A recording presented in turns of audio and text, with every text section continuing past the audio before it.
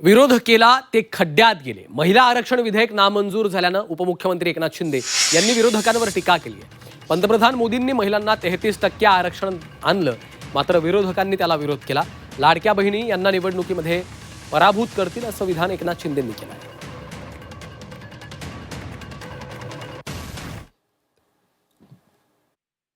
आमच्या लाडक्या बहिणींसाठी 33% आरक्षण प्रधानमंत्री मोदीजींनी आणलं होतं, परंतु तिकडे विरोध करून ते पाडून टाकलं। आता ते आपल्या लाडक्या बहिणी पण जसं इकडे दाखवलं तसं देशात पण दाखवतील।